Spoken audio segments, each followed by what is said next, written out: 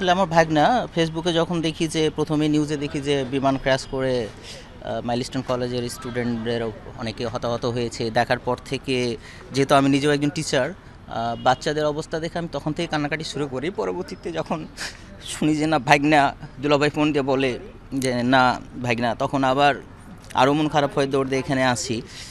আপাদুল্লাহ ভাইকে নিয়ে যাওয়া হয়েছে, তখন পর্যন্ত বলা হয়েছিল লাইফ সাপোর্টে দিয়ে দিয়ে রাখা হয়েছে, কিন্তু আসলে পরবর্তীতে নিউজে দেখলাম যে না, ভাগনা আর এই পৃথিবীতে নাই। আল্লাহ ওনাকে জান্নাতবাসী করুক। বাবা মা চলে গেছেন এখান থেকে কিছুক্ষণ আগেই। আর্মির বিশেষ ব্যবস্থাপনায় ওনারা গেছে এয়ারপোর্ট থেকে, সম্ভবত আর্মি এক্সট্রা এয়ারক্রাফট পাঠিয়েছিলেন ওনাদের জন্য, এখান থেকে এসে নিয়ে গেছেন ওদের গাড়ি। প্রথমত আমরা বেশিরভাগ সময় আমরা অনেকেই বেশি ফেসবুক থেকে বা নিউজ থেকেই দেখেছি, কারণ নিউজগুলো অনেক বেশি শেয়ার হয়েছে এবং ভাইরাল হয়েছে। তারপরে তো দুলাভাই ফোন দিয়েছিলেন, অথরিটি থেকে ফোন দেওয়া হয়েছিল। আমার ওই ভাগনার বউ ঢাকাতে, মানে ব্র্যাক ইউনিভার্সিটি টিচার, ও তো ওখানে চাকরি করে, সেহেতু ওখান থেকে সব জায়গা থেকে নিউজ আসছে। না, এখনও এটা কিছু বলা যাবে না, কারণ ওনারা তো যে পৌঁছাবে, ওনার বাবা মা পৌঁছাবে, তারপরে না একটা সিদ্ধান্ত পরবর্তীতে তখন। আর পরিবারকে এখান থেকে নিয়ে যাওয়া হয়েছে যে না, তাকে লাইফ সাপোর্টে রাখা হয়েছে। আমরাও দোয়া করছিলাম ততক্ষণ পর্যন্ত যে আল্লাহ তাকে সুস্থতা দান করুক, লাইফ সাপোর্ট থেকে ফিরে আসুক। আমরা এই দোয়া করতে করতেই তো ওনাদের পাঠিয়েছি, কিন্তু পরবর্তীতে যখন নিউজ থেকে আমরা জানলাম আগেই যে নিউজে দিচ্ছে, বিভিন্ন নিউজে দেখলাম যে যেই বিমানটা ক্র্যাশ করেছিল এই বিমানের পাইলট আর নেই, মারা গেছেন। আমার মা ভাগনা, আমি জানি প্রায় 2:30টার দিকে আমাকে একজন ফোন দিয়ে বললে তোমার ভাগনার খবর কিছু জানো?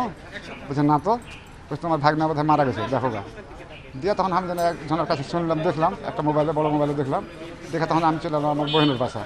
আমার বোনের বাসাতে এসে দেখি না আমার ভাই, চাস্তো ভাই আছে, আরও আছে, সব আসছে। আচ্ছা, সব কানাকাটি করছে, হাত বোনকে ধরা পারা যায় না, হাত ভাগ্নিকে ধরা পারা যায় না, এমন অবস্থা, ব্যাগ ভেঙে পড়েছে।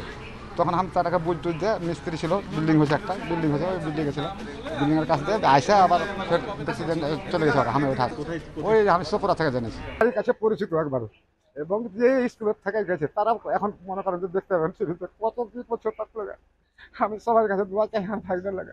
আমি আজকে খবরটা পাইছি জোহরের নামাজের আগে, যে একটা বিমান বিধ্বস্ত হয়েছে মাইলস্টোন কলেজে, কিন্তু আমি তখনও বুঝতে পারিনি যে আমার ছোট ভাইটা চলে যাবে।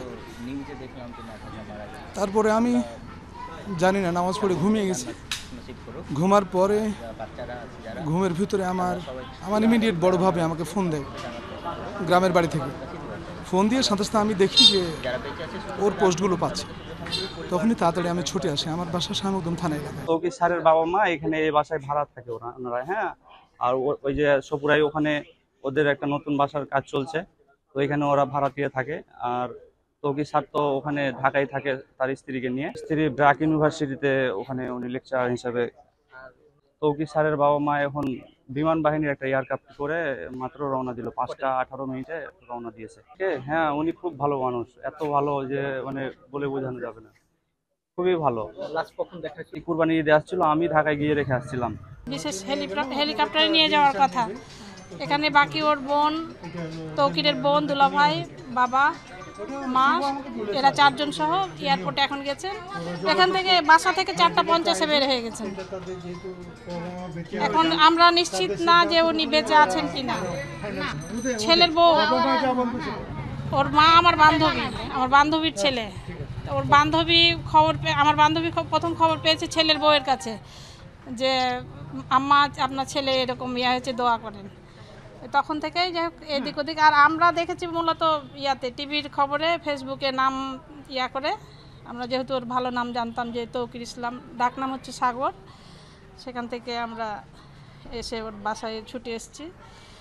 এখন পর্যন্ত আমরা এটুকুই জানি। তারপরেও আপনারাও দোয়া করবেন, আমরা আমার ছেলেকে, সাগরকে যেন আল্লাহ রহমত বর্ষিত করে ওর মার কোলে যেন ফিরে পায়।